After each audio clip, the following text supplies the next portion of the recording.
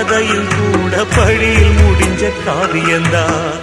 இருப்பதும் இறப்பதும் அந்த இயற்கையோட கையில, இருப்பதும் இறப்பதும் அந்த இயற்கையோட கையில. நான் மறைஞ்ச பின்னும் நிலைப்பது என் உயிர் எழுதும் கதையில.